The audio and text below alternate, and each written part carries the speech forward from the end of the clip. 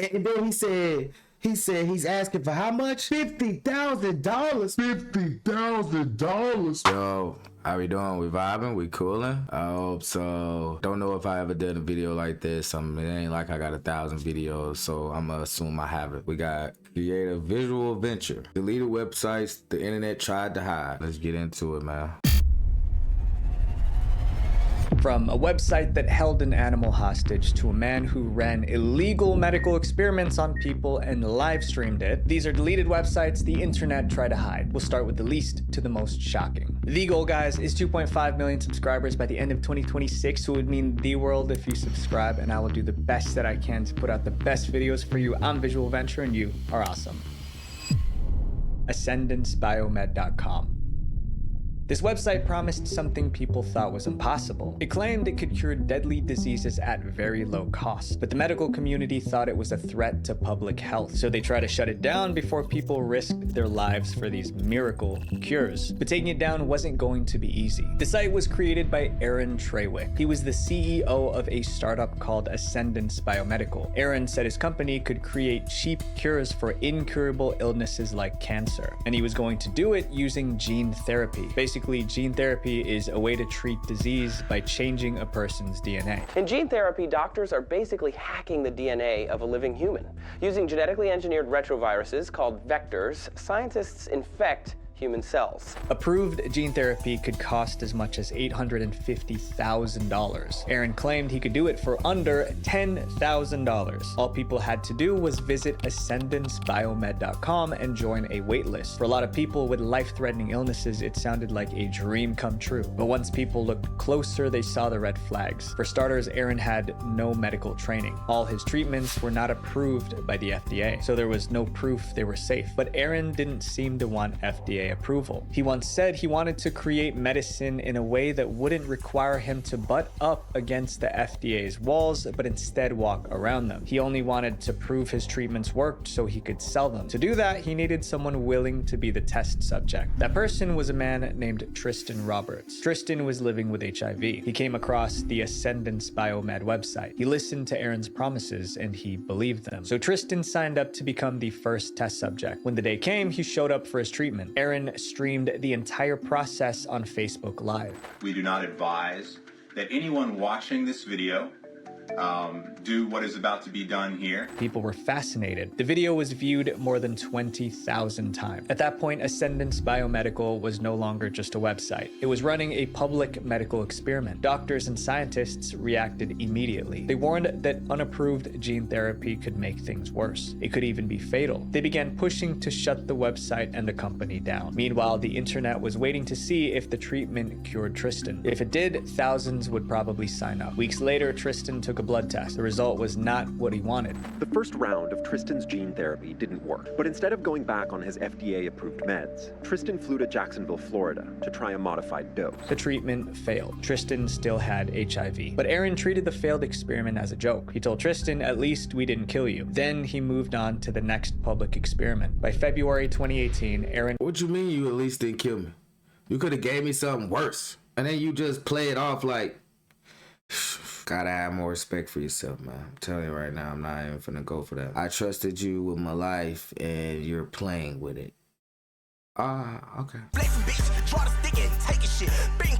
Pulled another stunt, this time at a biohacking convention in Texas. He introduced himself on stage. So we are Ascendance Biomedical.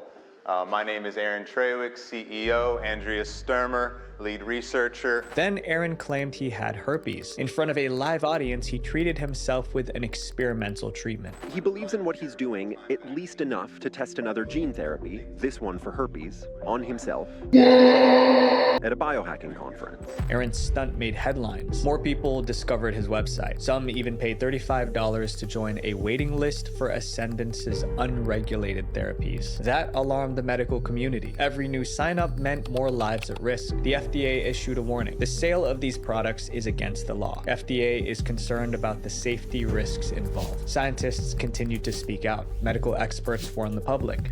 Now, I'm not going to say I am all for whatever the FDA has to say, because in reality, marijuana is still federally legal when it really doesn't show deaths. Yeah, I mean, I haven't seen one death for marijuana, and it's still federally legal, like, and it's been 20-30 years, like, not just because I'm an influence end user, you know what I mean? I mean, you know, even if I wasn't, right, it still would just makes no sense, because a lot of people are being locked away and having their lives taken, or, you know, you can't get jobs because you might have got caught with a little Grammy or caught with a little something just small. You know what I mean? That's nothing. A 3.5 of some Mary J is not gonna ruin your life if you smoke it one time. A 3.5 of that H, of that, you know what I mean? Woo! Could ruin your entire life off addiction, because now you need it, you know, it's killing yourself. We have so many scientists have proven fact to the point where I be like, okay, yeah, it's a money scheme now. It's a money scheme, and once money get involved, now we're not talking about what's good and what's bad. We're talking about getting some pay. I get it, because who don't want to get some pay for the free, you know what I mean? But at the same time, you're willing to get paid and ruin people's lives though at the same time? You lost, because it does not make any sense. People probably from the 90s have done 20 years, 10 years, 15 years for some, maybe a little boat. You know what I mean? That's nothing. So what? Now we got people in California. Now we got people in all these legal states that smoke that on a regular day basis, and they can't. You know what I mean? And what? The people that in these other states that live, we all live in the United States. He has a point. They get to perish, and this is fairness? Come on now. This is ridiculous. Pressure kept building, but the website was still online and people could still sign up. Then suddenly, tragedy struck. Inside the... Oh, my point was taking in-home serums and vaccines for, you know, try to cure diseases is a little scary, because then you might make a disease, one of a kind, and you get it, and now you spread it, you know what I mean? Or it could go all the way back. That was my point of just saying, I don't really trust the FDA, because the FDA, like, come on, bro, y'all some bitches. Like, in reality, y'all some bitches. company problems were building. Aaron made financial promises to his team, but he did not keep them. That caused tension within the team. Some staff quit, others were forced out. Gabriel, who served as our lab manager, and Justin, who served as the laboratory technician, have been effectively kicked out of the lab space, and the locks have been changed. Ascendance Biomedical was already under pressure from regulators and scientists. Now it was falling apart from the inside. Then one event finally destroyed everything. In April 2018, Aaron visited a spa in Washington, D.C. He stayed longer than he was supposed to. When staff checked on him, they found him unresponsive. 28-year-old CEO of a controversial medical startup was found dead in a Washington, D.C. flotation therapy tank, according to authorities. It was ruled an accidental drowning. Because of all the controversy around Ascendance Biomed, many people questioned that conclusion. Some claimed he faked his own death. Others believed he was taken out by pharmaceutical companies. But there was no evidence to support those claims. Without Aaron, Ascendance Biomedical could not survive. Doctors and scientists wanted the company and website shut down, and it finally was. Everyone was relieved. At first, Ascendance Biomed sounded like a dream. Cheap cures, easy solutions. But like most things online, if it sounds too good to be true, it usually is. And the same pattern shows up in a lot of places you wouldn't expect, like your phone bill. Mint Mobile, the sponsor of today's video, said, I can't wait till I get sponsors so I can hit niggas with that mid. Hey, brother, da-da-da-da. Have you been da-da-da-da-da? This next chapter is about someone who threatened to take a life unless the internet paid them enough money. SaveToby.com. This website asked for donations, but if people didn't pay, something would lose its life. Once people understood what was going on, the reaction was instant. Find a way to shut it down. The Save Toby website appeared around 2005, and anyone who clicked it was met with a strange story. Toby was a rabbit. The website's creator claimed he found him outside his home. He took the rabbit in and nursed it back to health. Up to that point, the story sounded heartwarming. Then it took a dark turn. The creator said caring for the rabbit was expensive. He couldn't afford it on his own, so he wanted strangers online to contribute money for Toby's upkeep. The internet had... Nigga, what? And why would they do that? For a rabbit? Man, I just would seem like that was a scam. You went out your way to go get that rabbit. Nobody asked you to do that. Nobody came to be like, hey, bro, pick up that rabbit. We got you on the bread. You went out your way to grab that rabbit because you are wholesome. That is wholesome. That, hey. I'm saying what you did was, you know, in the wrong. I'm saying what you did was on you. Take your responsibilities on your actions because you did what you did. You know what I mean? You picked up that rabbit because you was a wholesome guy, but you knew you didn't have enough money before you picked up that damn rabbit. So why are you starting to GoFundMe? And then he said he's asking for how much? $50,000. $50,000 for a rabbit. He said, whoa, what? You're gonna eat the rabbit if you don't get $50,000? Now it's kidnapping. Now it ain't no wholesome guy. What? You're gonna eat the rabbit unless you get a GoFundMe for $50,000. You need therapy. You lost me. I see why they probably took this down, because we gotta go check dude out. First he's scamming. First it's animal cruelty, because the rabbit was chilling before he was probably a little hungry. You feel me? But he was trying to get it out the mud. And then here you are scooping him up for a little scam, threatening his life over a scam, over some money. Oh my God! Like, come on, bro. June 30th, 2005 to donate $50,000. If the money did not come in, the creator would end Toby. Toby would become food. To prove this was serious, the website had a recipe section. Visitors could also buy No, you didn't post on Instagram what Toby was finna get made into. Little rabbit bouillon.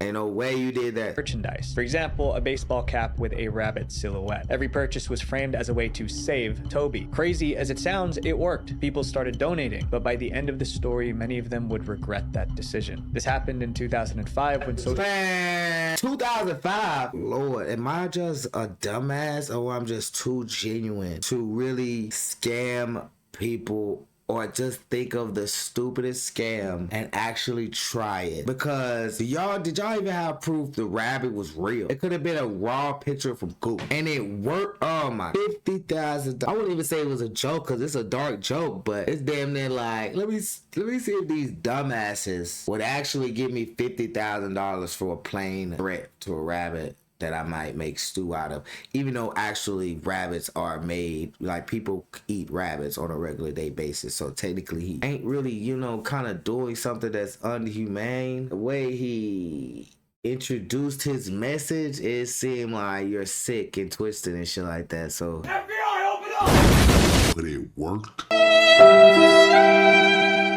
Social media didn't really exist, so the story went viral the old-fashioned way. Thousands shared the link through email. News networks picked up the story. Suddenly, Save Toby was national news. A reporter for NBC reached... There's no possible way it had to be young guys. It had to be old people thinking like, no, not the little rabbit. Creator for an interview. The creator agreed to talk, but only if their identity stayed hidden. During the interview, a reporter asked the obvious question: was this a joke? The creator said no. Now people believed Toby was in real danger, so they kept donating to save him. After a few months, the site reportedly raised $24,000 out of the $50,000 target. But not everyone saw it as a rescue mission. Animal rights groups called it emotional blackmail. They said the creators were weaponizing people's love for animals. They were also worried about what would come next. If this worked, others would copy it. More animals could be used the same. Because like in reality, if you've been in that game, it's not that hard, but it's damn near, like, I know back then it was probably way easier scams like this, because this is a real thing. Nice little leg. Same way. The only way to stop that was to shut the Save Toby site down, and they needed to do it before the $50,000 goal was reached, or else other people would start to do the same twisted thing. First, they went after the money. Animal rights groups flooded PayPal with complaints. Like most companies, PayPal didn't want the bad press, so they shut down the Save Toby donation link. Without it, no one could donate. And just like that, the site lost its main source of income. But the job wasn't finished because the website was still up. Toby's countdown was still ticking, so the animal rights groups moved to the next step. They pressured GoDaddy to take the site offline. GoDaddy refused, saying there's nothing illegal about the website. That response exposed a deeper problem. The Save Toby website felt wrong, but was it actually illegal? Turns out it did not break any laws at the time. As the deadline got closer, people sent death threats to the website's creator. But no one knew who the creator was, so no one could actually reach them. Eventually, June 30th arrived. No one really knows if they ever hit the $50,000 goal. But one thing was clear: Toby was not eaten. Everyone breathed a sigh of relief. But that relief didn't last long. The site was updated with a new threat. This time, the creator published a book titled "Only You Have the Power to Save Toby," and it came with another ultimatum. Unless 100,000 copies of the book were sold before Thanksgiving 2006, Toby would be the holiday meal. This time,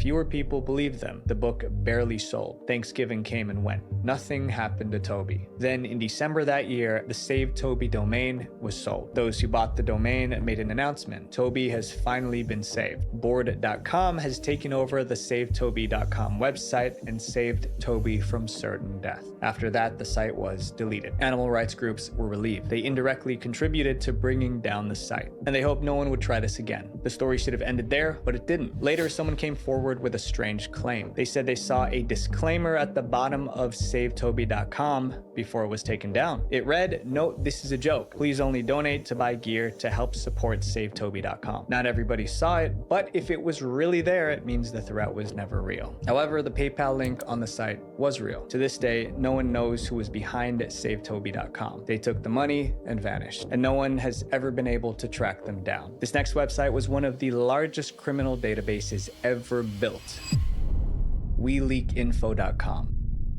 WeLeakInfo.com was the literal definition of hiding in plain sight. It was good and evil wrapped up in one website. The site called itself the world's fastest and largest data breach search engine. Users could type in their email address. Within seconds, it would tell them if their data was exposed in a data breach. Every year, millions of people have their passwords, credit card details, and other data leaked. And sometimes they don't even realize it happened. WeLeakInfo.com made it easy to check. It felt like a genuine public service. But that was only half the story, because the same website was quietly doing the exact opposite. It was selling stolen data to cybercriminals. The people running WeLeakInfo visited dark web forums and hacker marketplaces. They gathered every stolen password, credit card detail, and leaked info they could find, and they put it all in one searchable database. For a small fee, criminals could search through billions of stolen records. You can basically look through about 10,000 data breaches.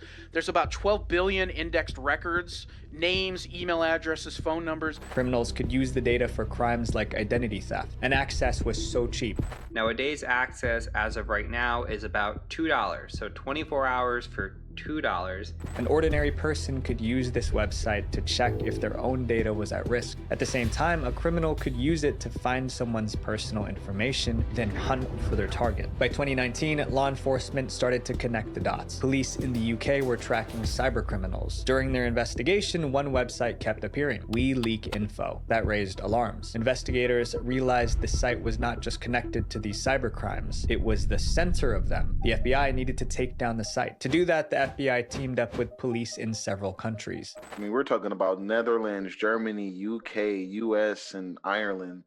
You're up against some really hardcore people when it comes to cyber. Authorities traced the site's payments and servers. The trail led to 2 homes in Europe. In January 2020, both locations were raided. Police arrested 2 young men believed to be running the site. They also seized the servers. Inside was a database of 12 billion stolen records of everyday people. Law enforcement deleted the website. It looks like a warrant is all it takes to get your domain name seized.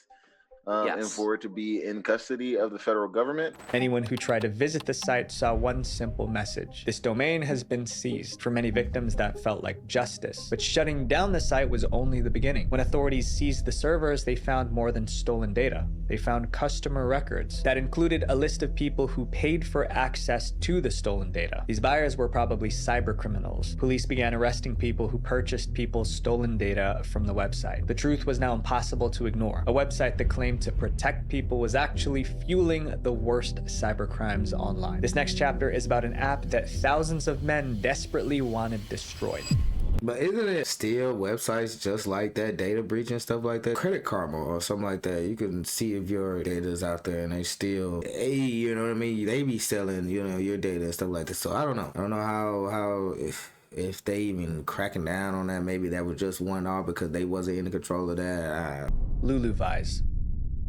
The people who used this app did everything to keep it secret. They knew the content would make people angry, but the secret did not last. Once it got out, thousands of angry men tried to erase the app from the internet. The app was called LuluVise. It launched in 2011. It was a private space where women could give recommendations and reviews on guys they dated. It worked like a review site, but instead of restaurants or hotels, the products were real men. So if a woman wanted to date a guy, she could look him up. You can go on, search for a guy you're dating, and and check out what his exes or girlfriends have said about him. It sounded interesting for women in theory, but the way it worked was a huge problem. Most guys don't even know they're on Lulu because the profiles are automatically culled from a woman's Facebook friend. Women connected LuluVise to their Facebook account. Then the app scanned their friends list, and it pulled the names and photos of every male contact. Those men were added to the LuluVise database. They were not asked for permission. Once a man appeared on the app, women could rate him. They scored him on looks, manners, and intimacy skills. That score was displayed under his photo. Women could also attach hashtags to a man's profile. That's like a no-no. Obsessed with his mom. See, that's a definite no. Eventually, the app rebranded as Lulu, and it became even more popular. More women joined. The database grew to have the private information of thousands of men. But somehow, Lulu still stayed under the radar. The men being rated had no idea the app even existed, but a secret that big couldn't stay hidden forever. The truth came out in early 2012. A journalist discovered that Lulu was pulling men's data from Facebook. He published an article. LuluVise's date rating site shows where your Facebook data can end up. After that, men started finding out. First time I heard of Lulu, the Lulu app,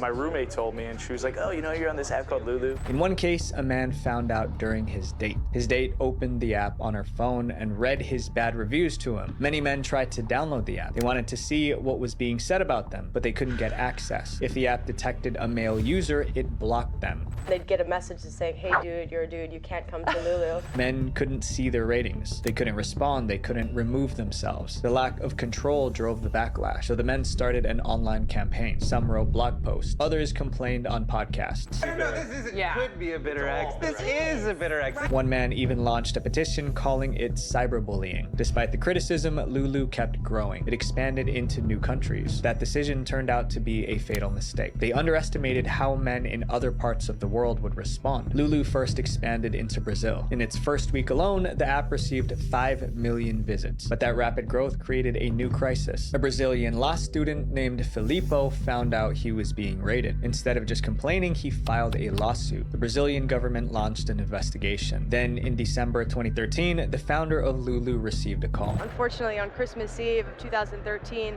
I got a phone call, and it was a request to remove ourselves from the store in Brazil. Wow. And did you? And we did. The app was kicked off the Brazilian App Store. That triggered a chain reaction. Lulu began facing legal issues in other countries. Even Facebook demanded that Lulu stop pulling user data from its platform. Critics pushed harder from every direction. They wanted the app gone. By March 2014, Lulu was desperate to save the company. They made a major change. Men were now allowed to join the app. The founders tried to present it as progress. You build an experience for women, and maybe you don't have to block men and gate them from coming in. But this change destroyed what made the app appealing in the first place. Women could no longer secretly review men, and without the secrecy, thousands of users quit. Lulu never recovered. In 2016, the app was sold. The new owners removed the rating system and then rebuilt Lulu as a normal dating app. For many of the men who fought against it, this was a victory. After years of pressure, the app they wanted gone was finally deleted. This next chapter is about a woman who became one of the most hated people online. I mean, technically it's not gone, it's Baidu now. SaveKaren.com. This website made one simple request: help Karen pay off her credit card debt. It sounded like Karen needed money because of some kind of tragedy. But when people found out how she got into debt, their sympathy disappeared. Instead of donating, they wanted to destroy the website before anyone gave Karen any money. The site belonged to Karen Bosnack. In 2002, she had a steady job in New York City, but she also had something else, a huge spending problem. For years, Karen spent more than she earned. I just always assumed that I could afford things. Things like shoes and handbags. Gucci purses and Prada shoes and all those. So you were indulging yourself. Absolutely. When her bank account dried up, she turned to credit cards. By the time she noticed, she owed more than $20,000. That was a lot of money, especially in 2002. At first, she believed she could handle it. Then Karen lost her job. Now she had no income and a mountain of debt. The obvious solution was to find a new job and slowly pay it back. But Karen saw an easy way out. Little did she know that that easy way would make her one of the most hated people online. Karen came across an interesting flyer. About 6 months ago, my roommate was at a grocery store and saw a sign that said, I need $7,000. If you can help me, let me know. I just need $7 grand. And I'm like, that's not a bad idea.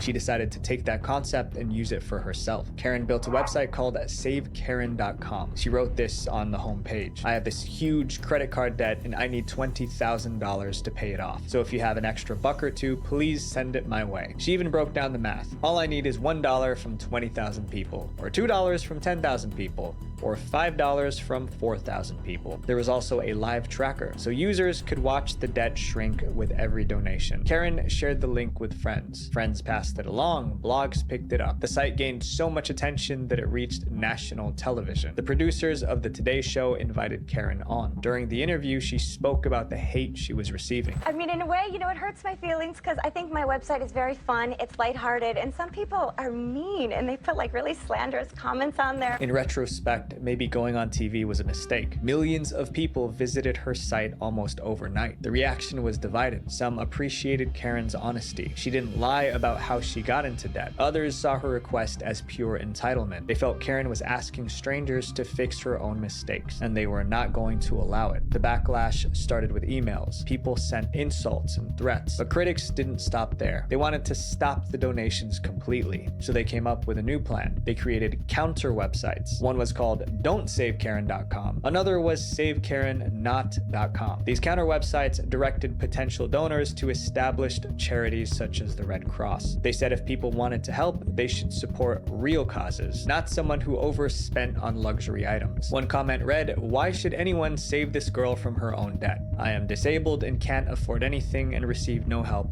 from anyone." The pressure kept mounting. People warned her to delete the site or else. It looked like Karen might give up, but instead she made a move that changed the situation again. She made a list of all the designer shoes, bags, and items she owned. Those were the items that got her into credit card debt in the first place. Then she started selling them on eBay. Now visitors had another option. Instead of donating, they could buy something. But her critics still weren't satisfied. They wanted her to get a job and work to pay off the debt. They launched a campaign to get her removed from eBay. But despite the backlash, some people bought Karen's stuff. People also donated to her. Over 20 weeks, strangers sent her more than $13,000. Combined with the eBay sales, it was enough. Karen reached her goal. She paid off the entire $20,000 credit card debt. After that, Karen's haters got what they wanted. The Save Karen website went offline. It seemed they got rid of her, but she popped up again. A year later, Karen wrote a book, Save Karen, One Shopaholic's Journey to Debt and Back. It was a bestseller. Then came one final twist. Karen donated $13,000 of her book earnings to charity. She chose that figure because $13,000 was the exact amount strangers donated through SaveKaren.com. This next chapter is about a website so powerful that I'm happy for her. No motion for me. I'm happy for her. You know what I mean? I am happy for her. Who wants to be in debt? Hollywood and the FBI working together to bring it down. MegaUpload.com. Many websites in this video were deleted because ordinary people hated them. Mega Upload was different. Ordinary people loved it. The ones who wanted it gone were the people high up in Hollywood, and they had the money and power to make it disappear. Mega Upload launched in 2005. The idea was simple. It allowed anyone to upload extremely large files. These uploads could be paused and resumed, and each download would generate a unique link that could be shared with your friend. Users could upload a file, get a link, and share it with anyone. The file sharing technology wasn't the problem. The problem was the files people were sharing. Users uploaded pirated movies, music, and paid software. These were files that were meant to be sold, not given away. The people running the site saw this happen. They chose not to stop it. Instead, they made it worse. They introduced a rewards program. Members were also eligible for Mega Upload's rewards program, which rewards the top downloaders with months of premium membership and small sums of money. Users were rewarded based on how many times others downloaded their files. That pushed users to upload content people wanted badly, and the files people wanted most were Hollywood movies and expensive software. By 2011, Mega Upload was the largest file sharing site in the world. At one point, Mega Upload was the 13th most visited website with over 1 billion unique visitors per year. accounting for nearly 4% of the total traffic across the entire internet. At that point, there was no doubt. The platform was full of stolen content. Even the executives knew it. In a private chat, one wrote, "We have a funny business, modern day pirates." Another replied, "We're not pirates. We're just providing shipping services to pirates." They treated it like a joke. Hollywood saw it as a crime. Each year, Hollywood spends billions producing movies. They earn that money back when people pay to watch those movies. But Mega Upload was giving those films away for free. That meant film studios were losing money. Hollywood executives decided the site had to go. First, their lawyers sent takedown notices. They demanded that Mega Upload remove their content. Mega Upload did not want to comply, but instead of refusing, they pretended to cooperate. Mega Upload claimed they couldn't identify which movies belonged to the studios, so they built a tool for studios to report illegal links. This tool allowed these companies to paste a link that they thought was infringing, and Mega Upload would instantly delete it without any further verification. Studios reported links, Mega Upload deleted them. The studios thought they were winning, but they were being fooled. Mega Upload deleted the links that were reported, but they left the actual movies on their servers. So the same movie could still be downloaded through dozens of other links. When the studios realized the trick, they went to the government. Chairman of the MPAA, Chris Dodd, began seriously pushing the US government to do something about foreign piracy, including his support of the Stop Online Piracy Act. They wanted a law that would remove piracy sites like Mega Upload from search engines. I ain't even gonna lie. I understand why they would want their money, but at the same time, bro, he has a connection just to, I'm gonna call the US government because they, scamming me on my money. Ain't nobody talking about people are just like, nobody calls the government when it's people wrongfully beaten and They also wanted to cut off the ad money that helped those sites survive. The founder of Mega Upload was a man named Kim.com. He did not want those laws to pass, so he tried to garner public support. In December 2011, he released the Mega Upload song. It was a music video featuring celebrities praising the site. Yo, what's up? This is Kanye. I like Mega Upload. Endorsed by celebrities.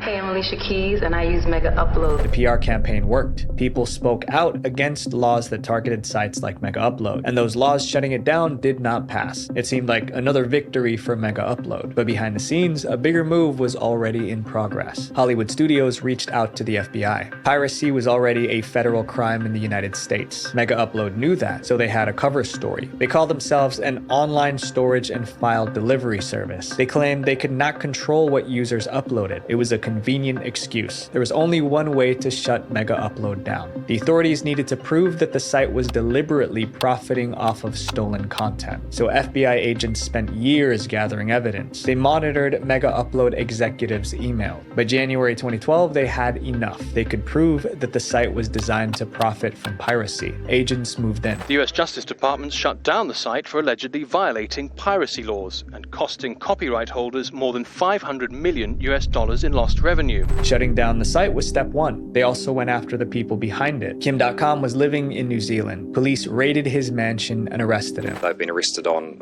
warrants relating to breach of copyright offences in the United States, money laundering, and racketeering. After his arrest, Kim.com didn't stay quiet. Out on bail, he went straight to the media. How important copyright is today.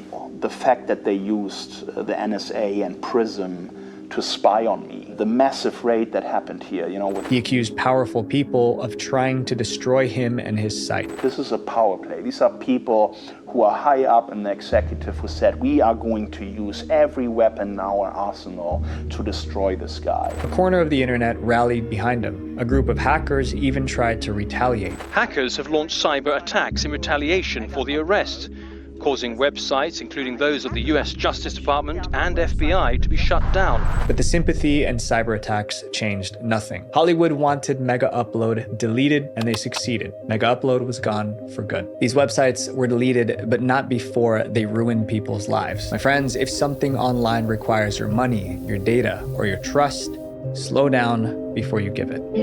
Visual Venture.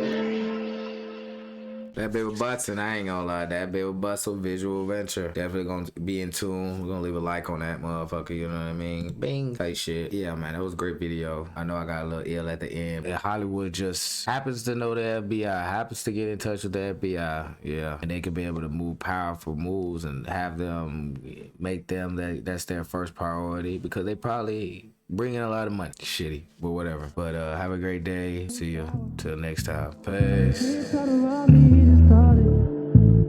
he shouldn't even started. Not a boy a target. Niggas, you retarded.